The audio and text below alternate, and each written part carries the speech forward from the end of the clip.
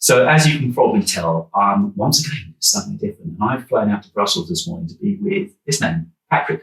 And the whole idea of what we're going to do is look at what goes on behind the scenes and find out a bit more about you. And first of all, thank you for making the time. I'm so glad to be here. Flying over. It's a lovely place. It's a gorgeous space. And you're going to see a little bit of behind the scenes before we wrap and finish. But when did you decide, because this has been a fairly recent one for you, and looking at the investment you put in here and the amount of kit around you, this is obviously with an eye to the future. You're thinking this is a long game. Yeah. So when did you decide that things were looking stable enough? Because there's a commitment here, I can see. When did you decide now's a good time to do it? What convinced you? So there's a couple of factors there. First of all, I would say it's because I gave up my office. I have another business, daytime business. And because of the pandemic, I gave up my office, so I didn't have one. Worked from home. Things now got back to normal-ish. Mm-hmm. And I had a decision to make. Do I want another Brussels office? Do I need it? Because I can see clients in other places. Mm-hmm. And also, regarding my time, the way I manage it, because I have my other business, but I also spend a lot of time on YouTube. And of course, you can do your work, my work anyway, as a consultant, as a lobbyist, from a studio anyway. Yeah, as long as I have a desk and computer. But you can't do YouTube videos in a lobby firm. Mm. So I basically then decided that no, I don't need an office in Brussels anymore. So why not use the money that I would have spent on that overhead to rent a space closer to my house, mm-hmm. And basically turn it into a studio where I also do my work on a daily basis. And when I do need to travel for my other business, I just go into the city and do what I need to do. So I'm guessing that when you unlock the door here in the morning, that also helps with, right, I'm at work now, rather than being at home in the spare room. Yeah, exactly. That mindset difference. Yeah. That's the other thing. Because, working from home has been really great. I mean, for a while, of course, it was ideal, all these things that you suddenly have time for. Mm-hmm. But a lot of things happen in the meantime. I've already had a daughter, a 7-year-old daughter. Now we have two twins, obviously. So it's not one twin. They're now about 7 months, and it's become progressively more difficult to work from home, of course. And yeah, it's like you said. Also, I've outgrown my spare bedroom. It was very small. I could almost touch the walls. And, you want to try new things in terms of video production. And I had this moving contraption, and I barely could use it because I would knock stuff over all the time. And also, I started to see that YouTube could turn into an actual business. So I decided to combine, both my businesses in a way that works. And, here we are. Yeah, and that's another fascinating area. Certainly something that appealed to me when I started to dip my toes into it. This is a business. And it seems people that watch YouTube and watch videos there's no shame of hiding behind the fact that this is a business, and creators do hopefully make a living from bringing good content forward.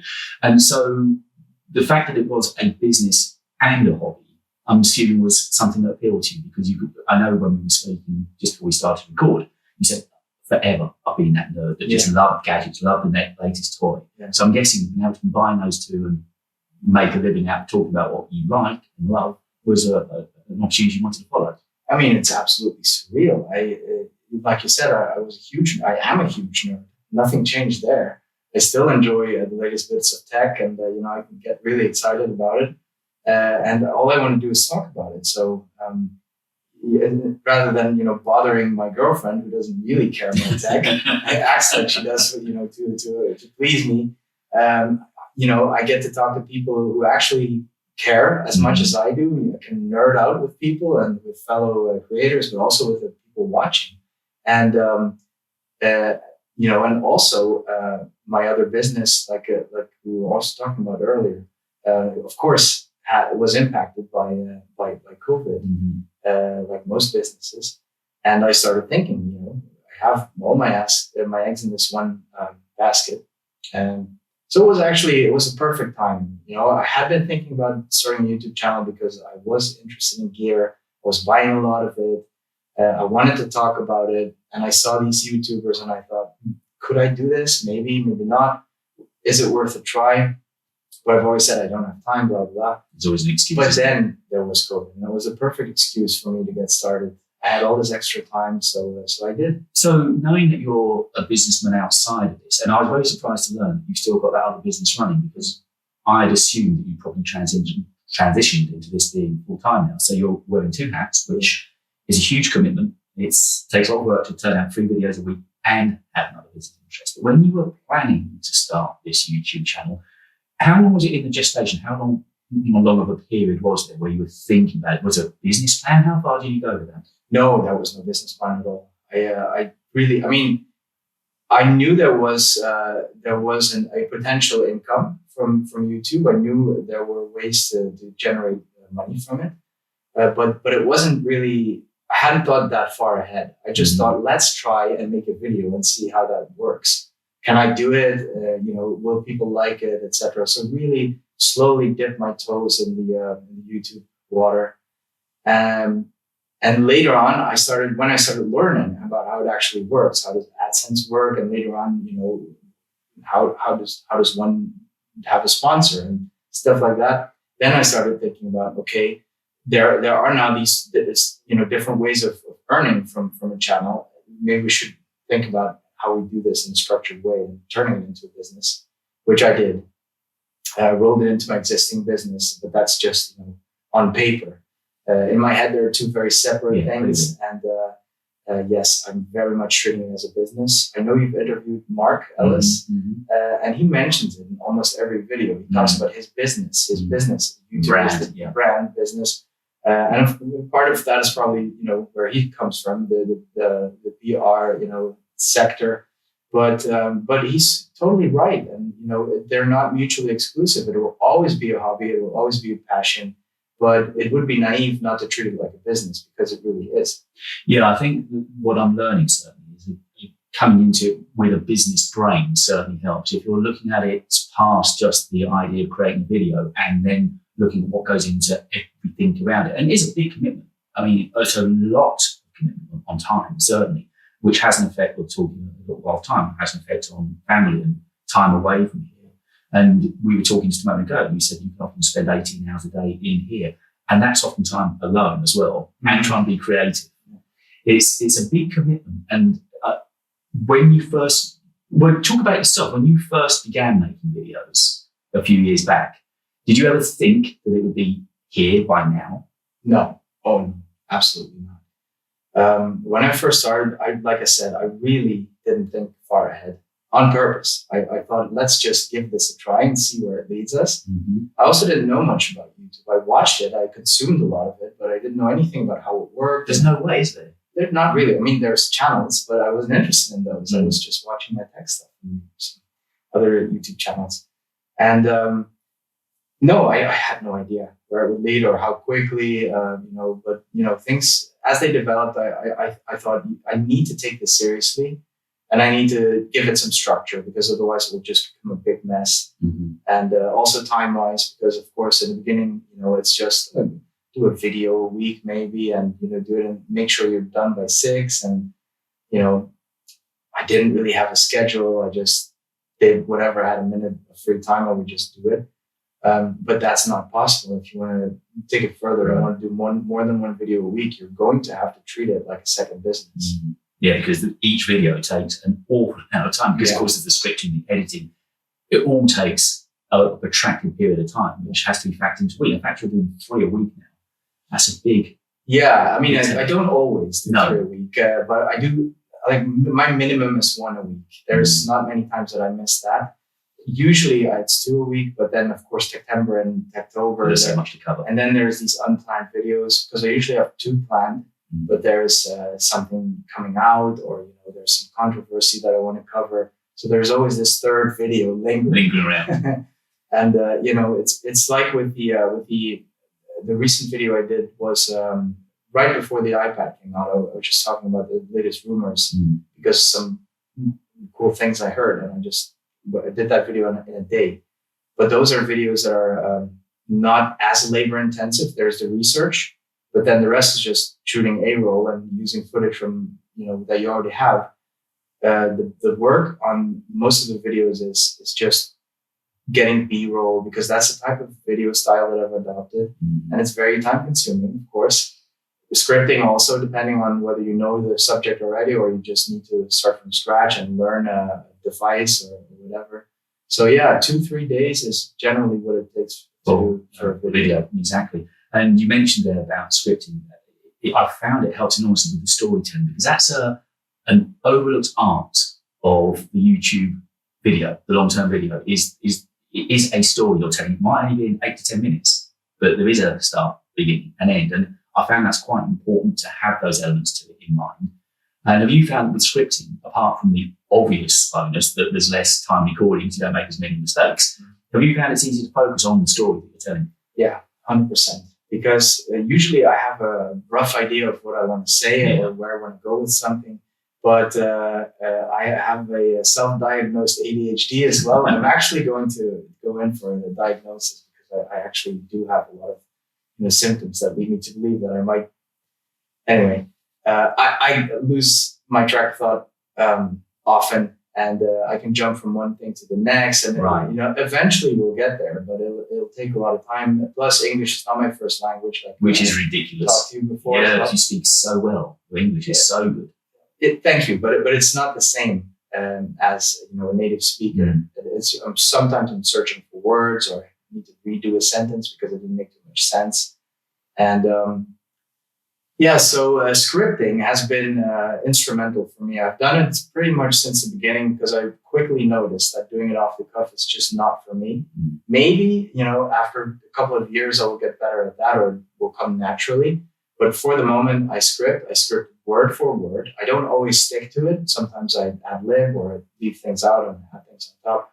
But generally speaking, I stick to my script. I have a teleprompter, so I read it. That in itself is a bit of an art form as well, because the first couple of videos were just like, they were terrible. You could see that I was reading. I was a bit robotic. Not that I'm not at all robotic anymore, but you get a little bit more. It becomes more natural now. I'm not aware of the fact that I'm reading anymore. It's just a thing. It's just a fact. So I'm thinking about stuff while I'm reading. It took a bit of time, but I think I've never used it, but I can imagine that it must be really off-putting to start with, because you're focusing probably just on that in front of you, which was an interesting transition into another question I had, actually. I was going to talk about your workflow, because what I like to do when I'm chatting with a creator is understand how you go about your business, because we're also used to seeing you in this beautiful set with the finished product. So let's say, for instance, I'm trying to think of something that's not going to give the game away. Let's talk about something older. Let's say the iPad mini had come out. How would you go about deciding on creating a video over that? When a new product lands, how do you begin to craft it in your mind? Do you storyboard it? Is it script? Do you begin to picture B-roll? How do you go about it? First, I decide whether I want to do a video about it in the first place. Excuse me. Because with the iPad mini, that was very unexpected. I was watching the event for the iPhone 13. I didn't expect the iPad mini. I think most people didn't see it coming. And I was never interested in an iPad mini. But when that came out, I thought, that is way more interesting than the iPhone 13. So then I made a conscious decision to cover the iPhone 13, but only very briefly. I did an unboxing, I think, and one review. And then I focused all of my energy on this product that was, in my opinion, the only new toy that was presented. I mean, there had been iPad minis before, but this one was different, radical, exactly. It was a big upgrade, and it came out of nowhere, seemingly. So, and because it was so interesting to me, I thought maybe it's also interesting to other people. That's usually how I approach things, because you never know what other people really want to see. So I basically base it on what I think is interesting and hope that other people agree. And so, but my iPad mini videos, great starting point. They actually took off. You know very quickly if other people agree with your point of view or not. And if people had said, "Who cares about the mini? Show us the iPhone." Ultimately, you got to listen to your audience. But they actually liked it, and a lot of people were saying, "Oh, I like this mini too, and it's such a nice little, it's such a departure from the big iPad Pro, and now I use it every day and blah, blah, blah. There were a lot of new, interesting things. But yeah, so that's the first part, making a decision. So it's got to be something that appeals to you in the first instance. Yeah, it needs to. Otherwise, I'd probably get disinterested. Yeah, sure. And then the actual process is just, I might do an opinion video about the product before it comes out. Then, of course, I want the product. I try not to do unboxings. I might do it as a part of a video in a way. Sometimes I do a quiet unboxing, just to try and everybody's seen all the unboxings already. We all know what's in there really. It's delivery, isn't it? Exactly. So that, and that's the first impressions, because you just received the product and, what are you going to say about it? You only see the very, very first things. So those videos are always a bit difficult to make interesting. With the iPhone 14, I think it was, I had to wait for it, and it arrived at my house and not here. So I made a little thing out of that. It wasn't well received. A lot of people clicked off, but you live and learn, right? Absolutely. But I try to make this interesting.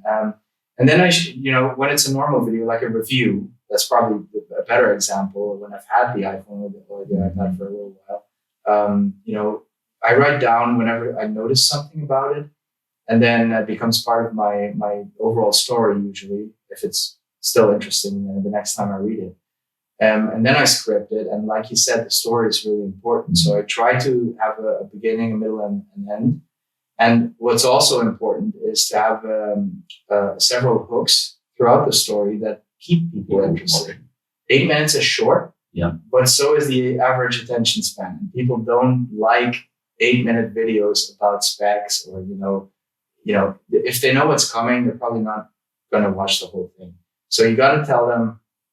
So there's this thing that I want to talk to you about, and I'll do that in a minute. But first, this. So it's okay. So to keep them interested, to keep them in tiny little hooks. And of course, you do have to keep it interesting then and follow up on that, because otherwise you lose them still. And that's a script.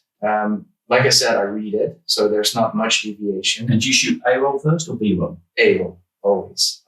Because even if I do make changes, or, it's just easier for me. I shoot the B-roll, I cut it so that I know it's 8, 9, 10 minutes.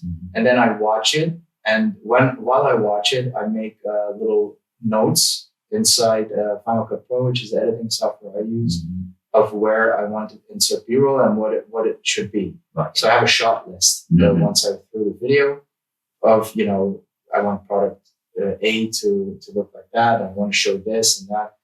And then I decide, so how am I going to shoot it? Is it handheld? Is it a gimbal? Blah, blah. So it's very technical stuff.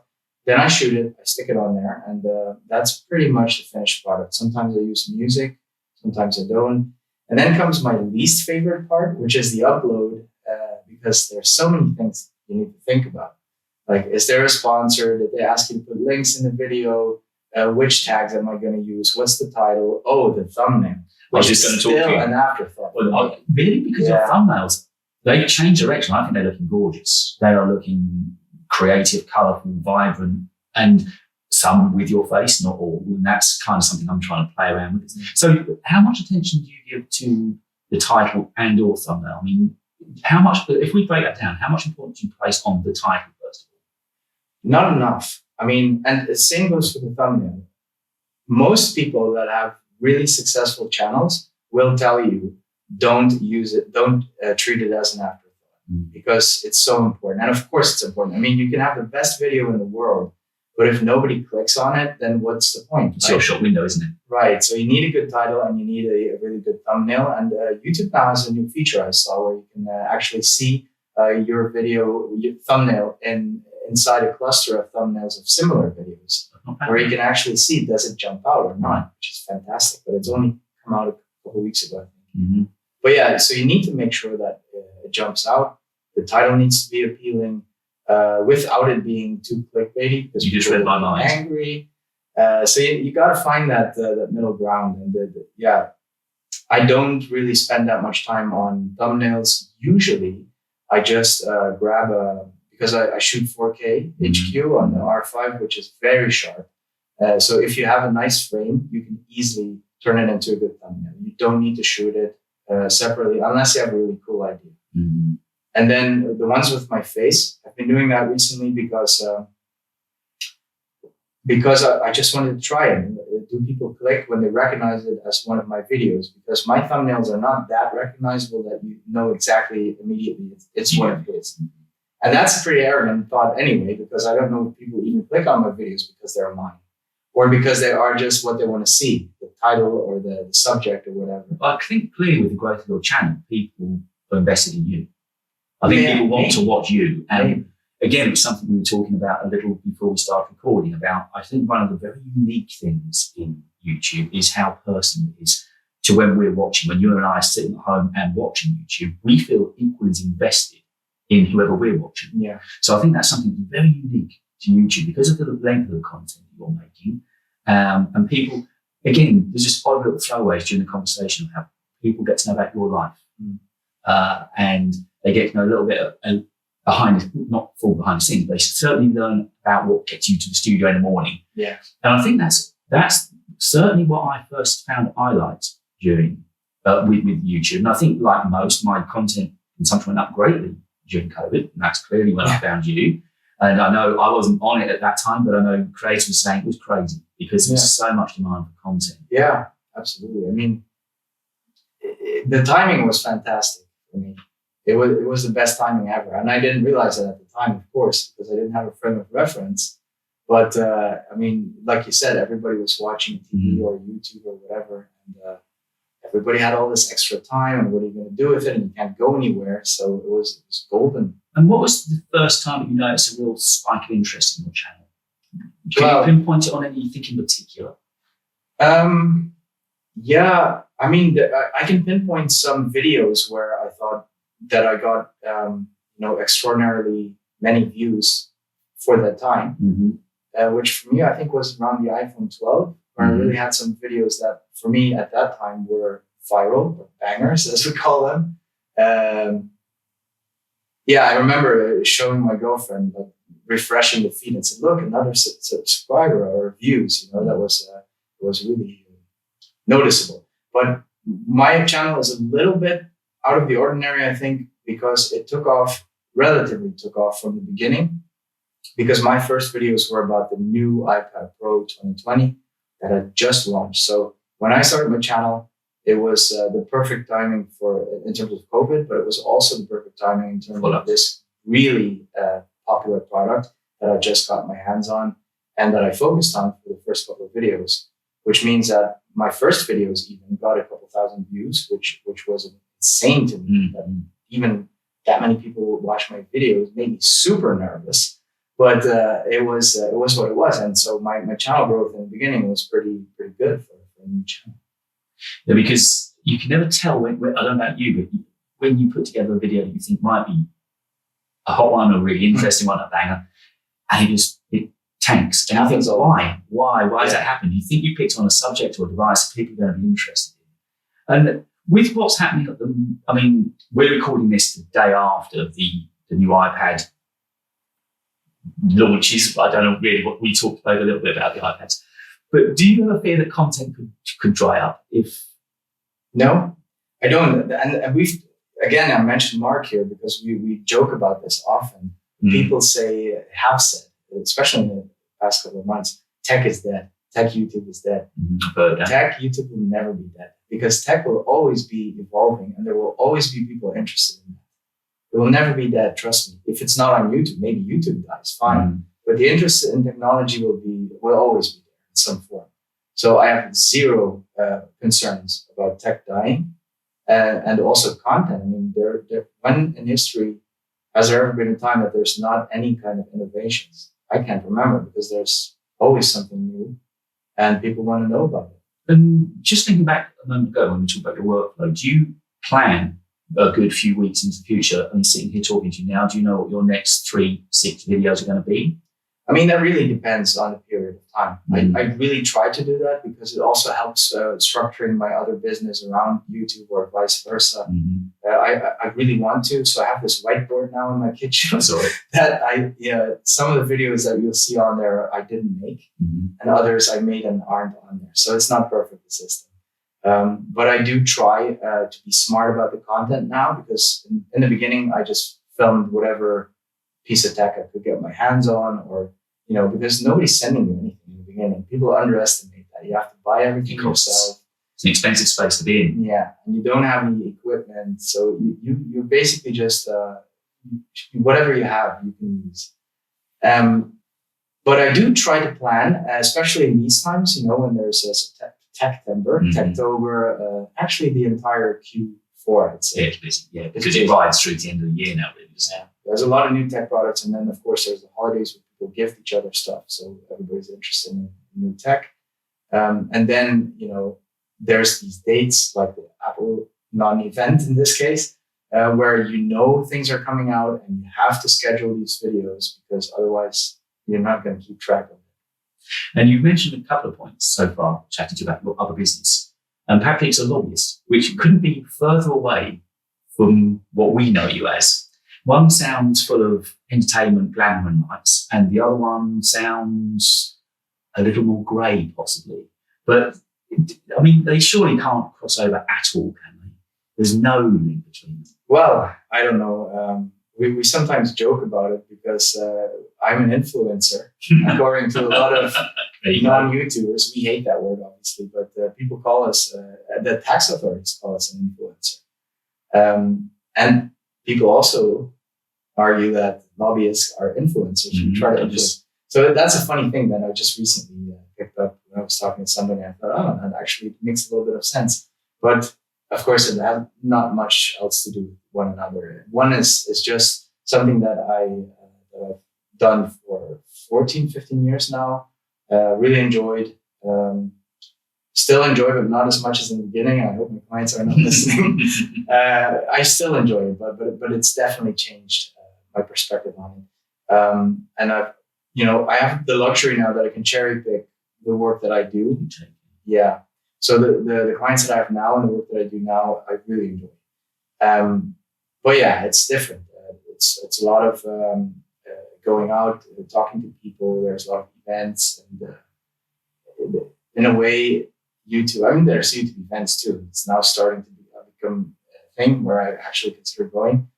But most of the time, 99% of the time, you're by yourself in your studio, doing the thing that you do on your own, and it's interactive because people comment, and there's other creators that you may be in a little group with, a chat group or whatever. I have a few of those, and they're really fun, and they do feel like real, actual friendships. But you're always physically by yourself, so it's a very different, different dynamic. There's a term you came up with when we were talking just before we started recording about not being somebody that was necessarily ego-friendly person, but equally, we've all got to have some part of an ego to want to sit in front of a camera and talk and think that people are going to be interested in watching what we're talking about. And that was an interesting take because I count myself as quite a quiet, introverted person, and yet, here I am sitting talking to you and loving. And this is the part that surprised me most is the energy that you can get from meeting with other creators. Yeah. And I first saw you in a group with Leela and a few other creators and people there. But there was a bunch who got together. Yeah. And I just looked at that picture. For some reason, it just resonated. And I thought, that looks the way to go. Actually getting together with people. Yes, we can do everything remotely now. We've learned how to, and it's part of what you and I do. But the actual getting together with people, there's an energy, there's a vibe. Yeah. You can't replicate that, can you? 100% agree. I mean, the term you were thinking about is introverted extrovert. That's it. That's what I say. Because that's what I feel like. I mean, even in my other business, a lobbyist needs to be an extrovert, right? I'm public speaking, you're always mingling and cocktail parties and all that. But I don't like it at all. I mean, I do it because it's part of the business, but I'm always nervous. You wouldn't see it, but I always am nervous. And it's not where I feel comfortable. I don't like people that much in real life. If only my family could hear you say that. That's exactly what I'm like. I know. That's why it's always a joke. It's perfect to sit in a studio because I can talk to people and not have them with me. I like you, just don't get too close. That's exactly it. Yeah. No. Or shall I leave? No, of course I'm exaggerating, but it's kind of like that. And, I am an introvert. No, sorry, I'm an extrovert, but I'm trapped inside an introvert's body, it feels like.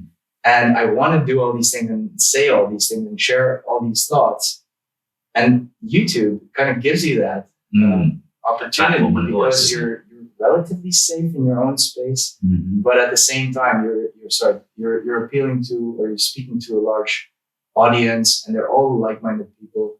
And the thing you said with the meetup with Leela and the other YouTubers, it was actually the first time for me that I went to a get together like that because of COVID, of course, nobody organized anything. And yeah, I went there, and it's so nice because those people, and you know this, being a YouTuber yourself, it's difficult to share the enthusiasm with your family. They'll support you because it's you and they love you, but they don't really understand. No. And speaking to other people that do the exact same thing is liberating. It's absolutely fantastic. If you can do that every now and then, I think you should. It actually is good for the soul. It really is. I mean, today, I've got a flight back in time, but I know the energy I'll be carrying with me from just having seen how you work and got a little bit inside your head of how you process things. It can only have positive effects. And, the idea of meeting people and just that energy, as you say, families, they're always support, but they haven't got that same passion. When you get with somebody else that's happy to sit doing this for 10, 12, 14 hours a day, that's when you're talking to somebody that can really understand where you're coming from. And speaking of families, obviously you've got 3 kids, the twins. You worked out it's 2 twins and a 7-year-old girl as well. Yeah. And you've got your girlfriend. Obviously you were working from home initially with the studio. That clearly was always going to have a shelf life as you became more successful. Just of space, which you mentioned. B-roll takes a lot of space up. B-roll takes a lot of space. So that's nerdy talk. But I'm guessing just finding quiet times around the house that you could record is also tricky because you can't be turning around to little kids saying, Daddy's working. Yeah, you can't tell a 6-month-old not to cry. Exactly it's that. Not going to work. No. So do you find that this career works well with your family life? Is that another part where another branch of the appeal to it for you? Yeah. It does and it doesn't. I mean, it does in a way because I'm used to making my own hours because I'm self-employed in my other business too. Of course, there's clients and certain meetings, but generally speaking, you can make your own hours. So I'm a morning person. I get up super early. The rest of my family doesn't, so I get those hours. And generally speaking, I'm at home in the evenings. But there are times that, there's a product that comes out or, something that's very time sensitive. That's when I'm here for those 18 hours you mentioned before. It's not like I do that 3 times a week, but it does happen. Yeah. And your family needs to be understanding because it's not easy, especially when you're like me, when I'm still running 2 businesses. It's a lot of time. And I do need to compensate sometimes. A question that's gone through my mind on occasion, I'd be interested in what your answer is. When in Patrick's quiet mind, are you a lobbyist, a businessman, or a creator? Or how would you describe yourself? Where's your main hat now, would you say? That's a very, very interesting question. And I don't have a straight answer, if I'm being honest. I mean, I still feel like I'm all those things. And I'm very much finding my way. Ultimately, I'm going to have to make some decisions because you can't carry on. You can't grow both businesses to what you want it to be. You have to make a decision. At the moment, I don't feel like I should be making that decision because, it's just giving up my other business would just be silly, and I don't want to be honest. Something you still enjoy, you said. Something I still enjoy, and also something that I can still make work time-wise.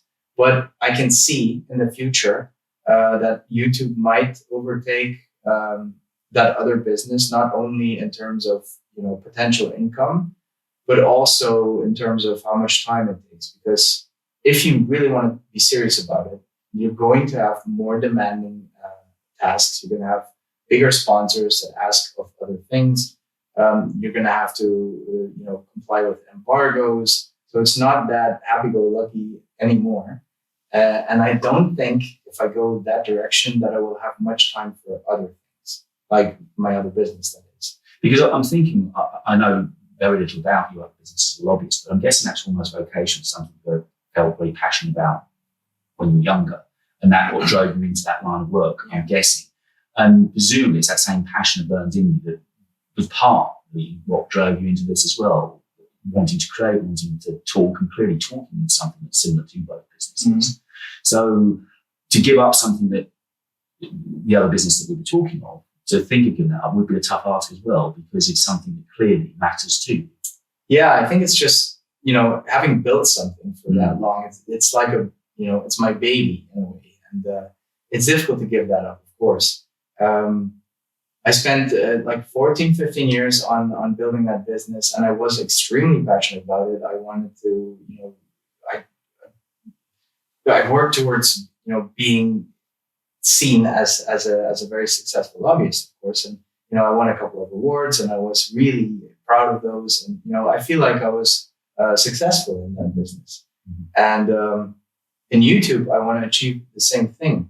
The thing that I don't know is what it's going to be like in the future when I feel like I've achieved that, if there's such a thing anyway, because, we all want that 100,000 subscribers, but then what happens? Because these days, that's not that much anymore, Well, that was going to be one of the questions I had there on my list. As you approach that magical 6-figure mark, which must have seemed a dream, an untouchable dream when you started out only 2 years ago. And that's the thing, your young channel and your growth has been pretty consistent. Yes, you said it's been more patch where it's slower, but it's been pretty consistent, and you're approaching 100,000. And as you get nearest that mark, what does that mean to you? Because it's not just numbers. That was the question I've written down. It's more than numbers.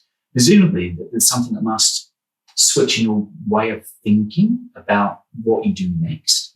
Because it's not just chasing the next 50,000 and the next 100,000, is it? Yeah.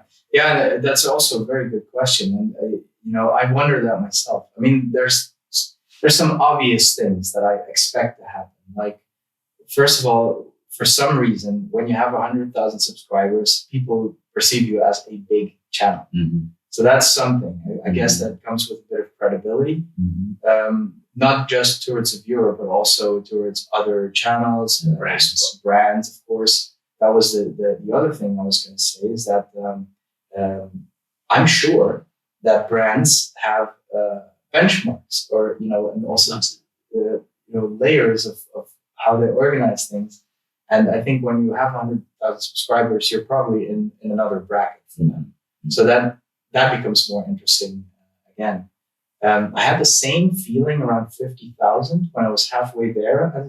Halfway where? Yeah. I mean, it makes no sense, but we have this number, and maybe it's good that we have a number because it sets a tangible goal. But when I hit that, I thought, oh, that's amazing. It's 50,000. I do make a point of reflecting on these things because it's important, right? To sit there and think, okay, but you just got 50,000. Do you even know what that means? Did you expect that 2 years ago? The answer is no. So you need to celebrate those small victories, I think. But I noticed that I wasn't that excited about 51, 52, 53. I guess I'll share 55, And now I'm kind of like, I don't know. I guess 100,000 is the next big one, maybe 75. I don't know. We're talking numbers here. It's irrelevant, really. But psychologically speaking, it means something.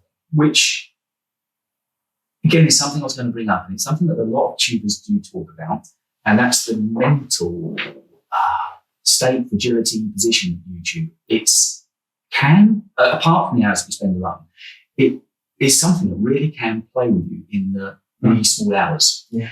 Because I think you feel you're being judged very much, not only on how you look and how people think of you, but it's a very naked format that we're giving, very personal content.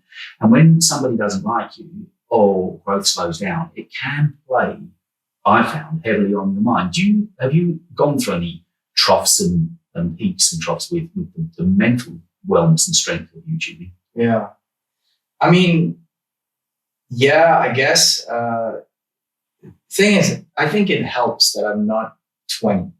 I do think that helps. And I don't mean to be condescending, but I think it would have been. I don't even remember 20. No, well, I think it would have been.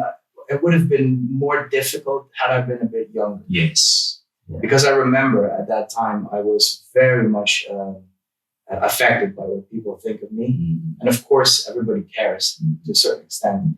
But I feel like I have the mental stability to deal with these things at 40.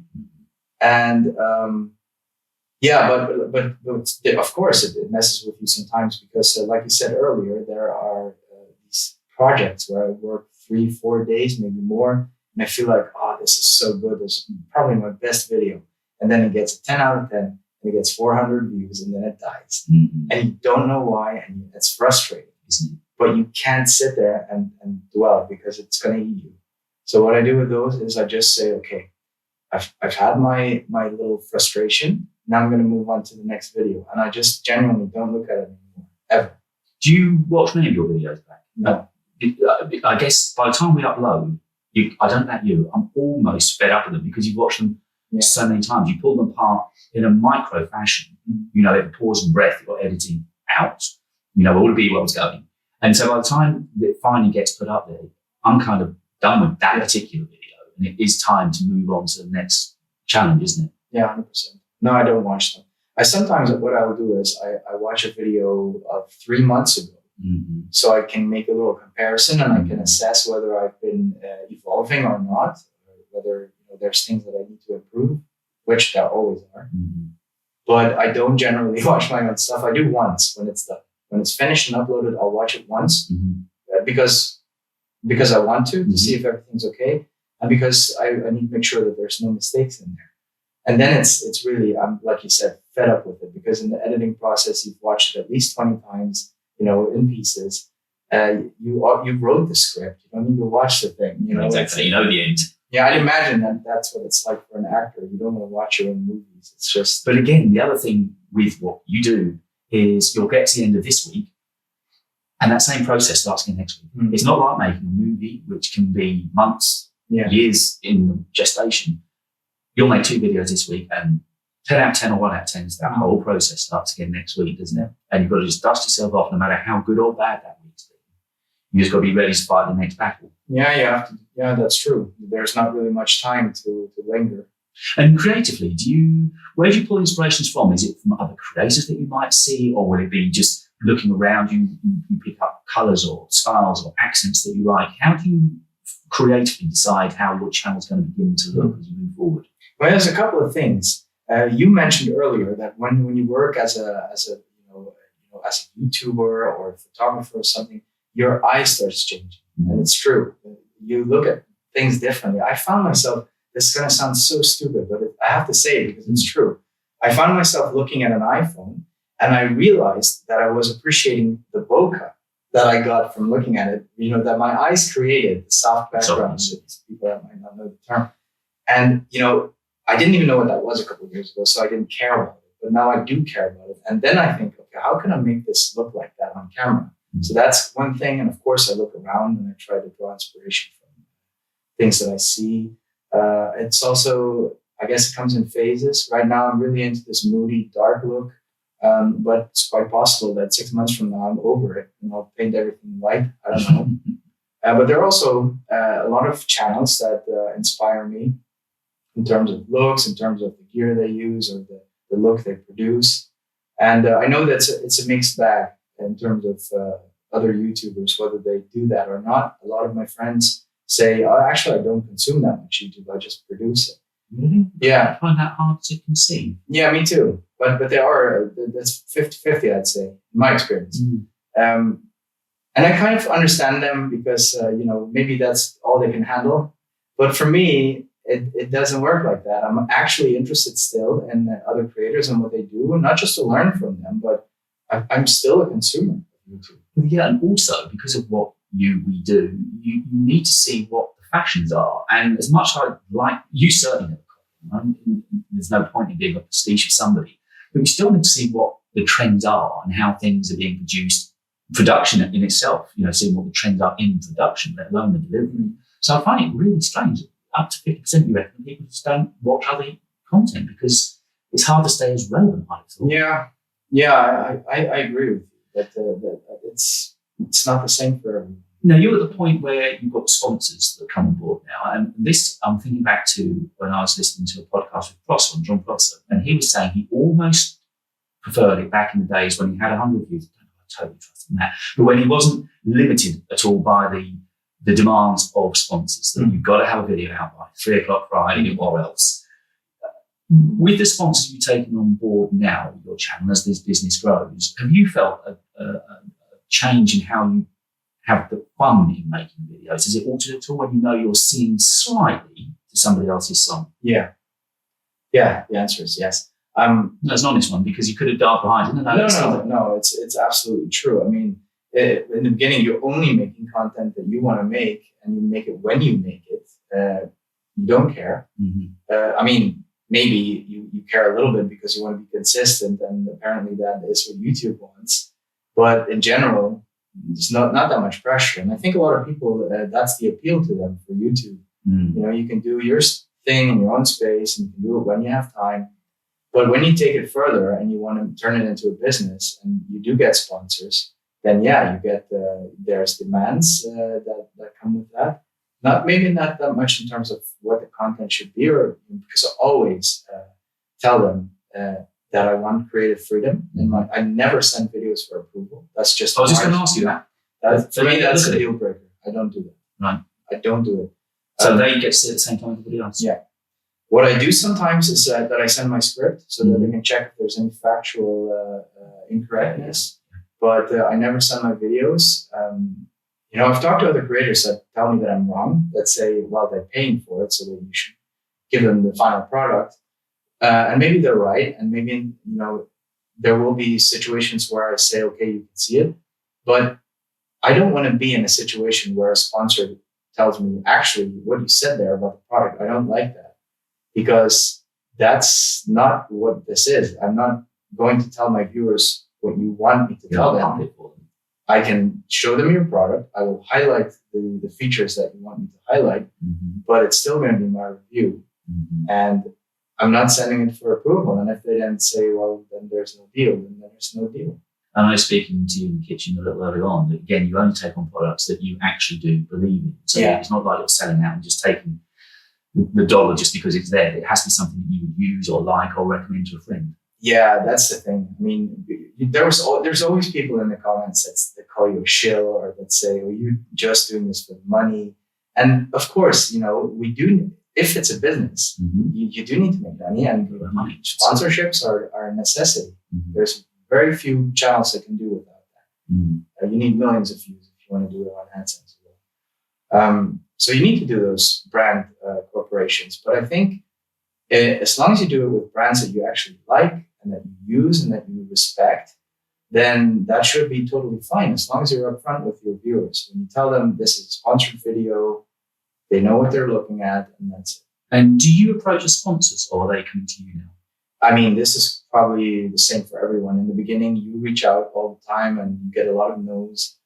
And then, you know, they start reaching out to you. But in the beginning, like, if you're getting a bit bigger, you get asked, but they're not the sponsors you want. Yeah, no feeling. And then now, I think only recently, maybe the last 10,000 subscribers, if I can sort of quantify it like that, have I had brands reach out to me that I actually really want to work with, but on their own, so that I didn't have to go there first. And then there's a couple of sponsors that I like working with because they're not representing the product that I'm showing, but they just buy mid-roll ads, like NordVPN I've worked with, Squarespace.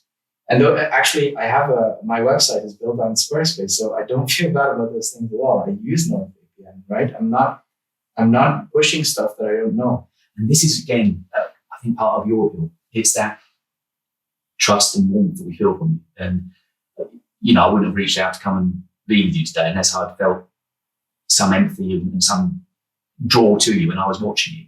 So I think that's clearly comes through with the sponsor you're taking on. I think people and the viewers of your channel know they can trust you. Like, that's really important to feel that they're not being sold down the river by somebody they can't believe in. Yeah. And again, I can say, sitting with you today, you've got that same vibe that we feel on camera, sitting with you one-on-one.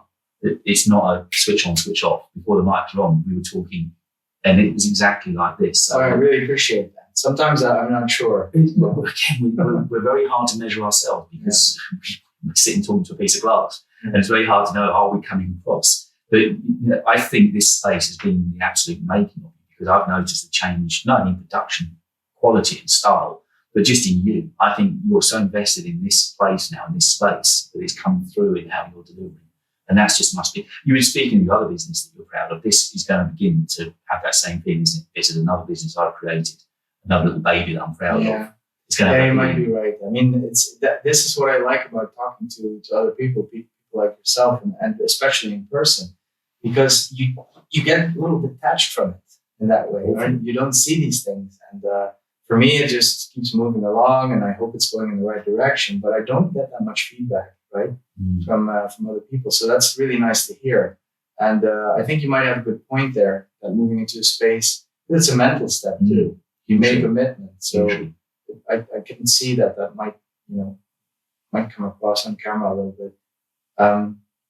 But just a few final words on the sponsor situation. You said that people feel like they can trust me, and I hope most people do. But I do still get comments, of people that say, "Oh, you're not even using that," or people are paying you to say that that's the best app.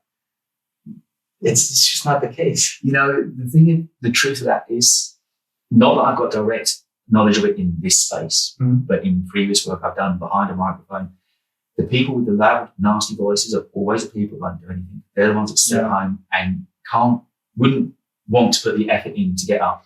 And I've always had this phrase that, if you're going to stand up and put your head above the precipice, you've got to be willing to take a few shots. Sure. There's going to be plenty of people that always will throw stones at you, even though, not saying they couldn't do it as well as you, they wouldn't even try to do it. And that's what takes the nuts, is to get up and try to do it. Yeah, true. I mean, and of course we know these things, but still, it's. I don't care about trolls. I don't care about insults. You said you not had a lot of them on the main channel. Well, on the main channel, everything's on the main channel, but the main videos, the long form content, I think my comment section is relatively clean. It's great. I mean, people may have something to do with my demographic. They're usually 25, 35, and then the bigger one is 35, 45. So I think people are a bit more mature, maybe. So looking for different content anyway. Yeah. So I've always been able to say, I don't have that many trolls actually. It's since I've started doing shorts that I have loads of them. And so in the beginning, I thought I'd just ignore them. But recently I've been posting them, sometimes including my replies on my social media, just to have a laugh. Because you got to make fun of it. You can't take it too seriously. But so I don't care about any of it, but when they question my integrity, it's when it stings a little, because that's the one thing I actually protect very strongly. So when because people you call me yourself in the mirror and know you haven't sold it. Yeah. So when people call me a shill or they tell me that I'm bought by Apple, it's like, first of all, they don't even know I exist. But secondly, I'm not for sale, and that irritates me. But other things like personal comments or comments on what someone's looks, I don't care about those. And I know, so I'm very aware of what you've got left to get done in the day, and I'd just like to know the direction of thinking the channel might begin to go as you go past that 6-figure mark. Arbitrary as it is, there will be changes. You've established and already said to me that you're beginning to get into the short space, and you view that in a very separate way, that you create that content. So with the shorts, do you think that's going to, again, play alongside the longer form video from now on? I mean, I don't know. And that's the thing. The one thing I know is that it would be silly to ignore them, because in the beginning, I always said, I don't want to do shorts. That's not what I'm about. I am on TikTok. I have a profile, but it's dead. I don't use it. So I also, in the past, I tried 1 or 2 shorts and I'd spend some time on them and they didn't do very well. And I thought, what's the point of these things? And there's no revenue there and there's not really any subscribers coming from it. But then I saw this video I told you about earlier. One we both have watched. Yeah, that you've seen already. And it's a Peter McKinnon video where he visits a studio, and I forgot the guy's name, but it's eye-opening, because he goes there and he says his shorts are blowing up, and he's got so many more subscribers because of them, and people found his channel, and that's, by the way, where I think shorts are really where they are important right now, because it's a way for other people that don't generally find your channel to find you and to know about them. It's like shorts are a way to get discovered in the masses. A quick hook. Yeah. And the thing is that the subscriber to view ratio is much different. You can easily get 200,000 views, which is very difficult for a long form video. But you get fewer subscribers. You get like a couple hundred, which is still great, but it's not in relationship to the long form content. But it's people that you might have not reached with your long form content. That's the benefit. And so, in combination with what that guy said, which was don't polish your shorts, make them snappy, make them on your phone. Don't do any processing. Just film it and upload it, pretty much with an edit here and there. And that's what I'm doing. I have a rule that they can't last. The production process can't be more than 30 minutes. And I shoot them on my iPhone. I don't do audio processing. And it's only like little things that I think people might want to know. Well, the one on the watch strap, the Ultra, I thought that was classic content.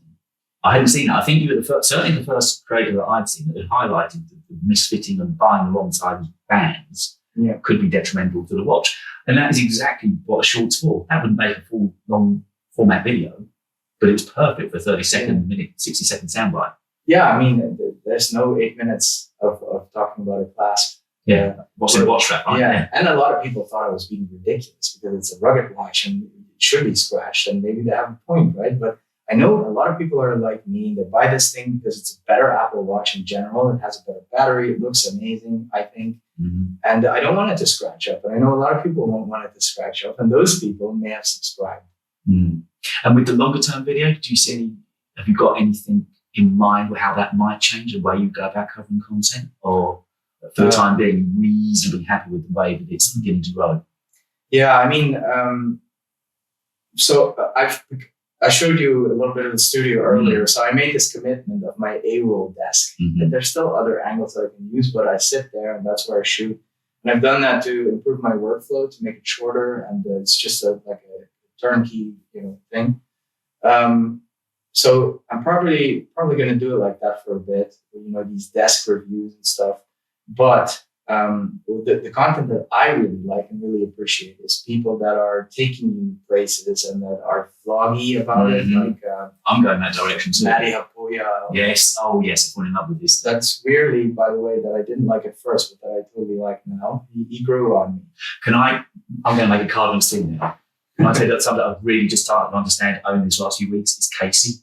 I didn't get him early. I think because I was so into watching tech only, I didn't buy into this mad energy ball that was Casey. And suddenly it's like, I understand it now. What have I been missing? And so I totally get the direction you're going. Yeah, he's a genius. I'm so glad he's back in New York because he's like a fish out of water in any other place, right? And now he's back and he's got his energy back, and I'm so happy.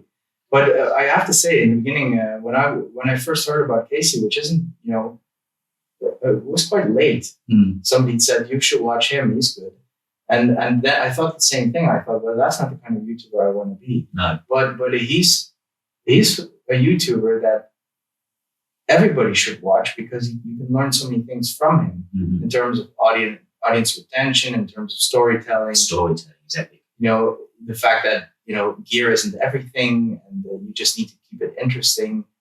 And, knowing a bit more about what goes into creating a video now and then watching his stuff, you start to appreciate how much time he's actually spending on those videos. Yeah, because it all looks like it's all haphazard and happening on the flick of a coin. But you and I know that's a lot of work he puts into making it look like that. And it's just stunning. I mean, he throws up a drone to get a second for a video. Yeah. That's at least 20, 30 minutes of his time, I'd say. Yeah, exactly. Maybe 50, for a tiny amount of output. Yeah, for a tiny amount. And he does many of those seconds in one video. So I can only imagine how much time it takes.